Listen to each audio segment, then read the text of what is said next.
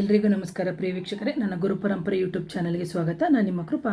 ಇವತ್ತಿನ ವಿಷಯ ಏನು ಅಂತಂದರೆ, ಎಷ್ಟೋ ಜನಕ್ಕೆ ನೋಡ್ಬೋದು, ಕೊಟ್ಟಿರುವಂಥ ಹಣ ಬಾರದೇ ಇದ್ದಂಥ ಸಂದರ್ಭದಲ್ಲಿ ನಾವು ಮಾಡಿಕೊಳ್ಳುವಂಥ ಪರಿಹಾರ. ನೀವೇನು ಮಾಡಬೇಕು ಅಂದರೆ, 11 ಗೋಮತಿ ಚಕ್ರವನ್ನು ತಗೋಬೇಕು. ಆ ಗೋಮತಿ ಚಕ್ರ ಬಂದು ಸಣ್ಣದಾಗಿ ಬಿಳಿಯದಾಗಿರುತ್ತೆ. ಈ ಥರ ಸಣ್ಣದಾಗಿರುವಂತಹ ಬಿಳಿಯ ಗೋಮತಿ ಚಕ್ರವನ್ನು ನೀವು ತಗೊಳ್ಳಿ. 11 ತಗೋಬೇಕು. ಅದನ್ನು ನೀವು ತಂದು ಮನೆಯಲ್ಲಿ ಹಾಲಿನಲ್ಲಿ ಫಸ್ಟ್ ನೀರಿನಲ್ಲಿ ತೊಳಿರಿ, ಆನಂತರ ಹಾಲಿನಲ್ಲಿ ತೊಳಿರಿ. ಆನಂತರ ನೀವು ಮತ್ತೆ ನೀರಿನಲ್ಲಿ ತೊಳೆದು ಅದನ್ನು ಒಂದು ಕೆಂಪು ಬಟ್ಟೆ ತಪ್ಪಿದರೆ ಹಳದಿ ಬಣ್ಣದ ಬಟ್ಟೆಯಲ್ಲಿ ನೀವು ಅದನ್ನು ಗಂಟು ಕಟ್ಟಿಬಿಟ್ಟು ನಿಮ್ಮ ಊರಿನಲ್ಲಿರುವಂಥ ಗ್ರಾಮದೇವರು ದೇವಸ್ಥಾನಕ್ಕೆ ಹೋಗಿ, ಸಾಧ್ಯ ಆದರೆ. ಇಲ್ಲದಿದ್ದರೆ ನೀವು ಕುಲದೇವರ ದೇವಸ್ಥಾನಕ್ಕೆ ಹೋಗ್ತೀವಿ ಅಂತಂದರೆ ಖಂಡಿತವಾಗ್ಲೂ ಶುಭ.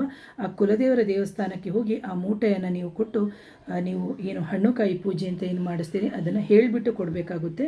ಇದನ್ನು ವಾಪಸ್ ನಮಗೆ ಕೊಡಿ ಅಂತ ಅರ್ಚಕರ ಹತ್ರ.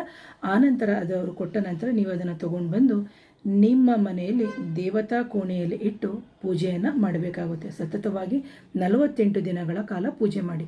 ಆನಂತರ ಪೂಜೆ ಮಾಡಿ ಆ ವ್ಯಕ್ತಿ ಹತ್ರ ಹೋಗಿಬಿಟ್ಟು ನೀವು ಕೇಳಬೇಕಾಗುತ್ತೆ. ಯಾಕಂದರೆ ಎಷ್ಟೋ ಜನ ಲಕ್ಷ ಕೊಟ್ಟು ಕಳ್ಕೊಂಬಿಟ್ಟಿರ್ತಾರೆ.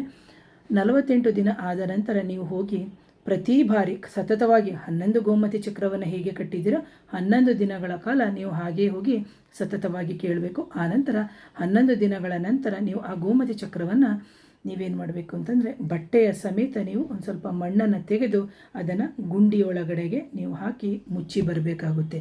ಸೊ ಇದು ಎಲ್ಲಿಯ ತನಕ ಮಾಡಬೇಕು? 1 ಮಂಡಲ ಮಾಡಿ, 2 ಮಂಡಲ ಮಾಡಿ, 3 ಮಂಡಲ ಮಾಡಿ. ಈ ಥರ ಸತತವಾಗಿ ಮಾಡ್ಕೊಂಡು ಹೋಗೋದ್ರಿಂದ ನಿಮಗೆ ನೀವು ಕೊಟ್ಟಿರುವಂತಹ ಏನು ಹಾನೆಸ್ಟ್ಲಿ ಸಂಪಾದನೆ ಮಾಡಿರುವಂಥ ದುಡ್ಡಾದರೆ ಖಂಡಿತ ಬರುತ್ತೆ ಅಂತ ಹೇಳ್ತೀನಿ.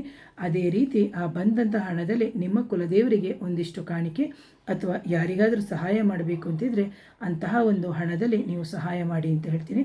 So once again thank you ಪ್ರಿಯ ವೀಕ್ಷಕರೇ. ಈ ವಿಡಿಯೋ ನಿಮಗೆ ಏನು ವಿಶೇಷ ಅನ್ನಿಸದೇ ಇರಬಹುದು, ಆದರೆ ಎಷ್ಟೋ ಜನಕ್ಕೆ ಇದರಿಂದ ಅತ್ಯಂತ ಪರಿಹಾರ ಆಗಿರುತ್ತೆ, ಜೊತೆಗೆ ಆಗುತ್ತೆ. ಎಷ್ಟೋ ಜನ ನಂಗೆ ಹೇಳ್ತಾರೆ ಫೋನ್ ಮಾಡಿ, ಹಾಗಾಗಿ ಹೇಳ್ತಾ ಇದ್ದೀನಿ. ಇಂತಹ ವಿಡಿಯೋಗಳನ್ನ ಹಲವಾರು ಜನಕ್ಕೆ ಶೇರ್ ಮಾಡಿ ಅಂತ ಹೇಳ್ತೀನಿ. Once again thank you. ನಮಸ್ತೆ.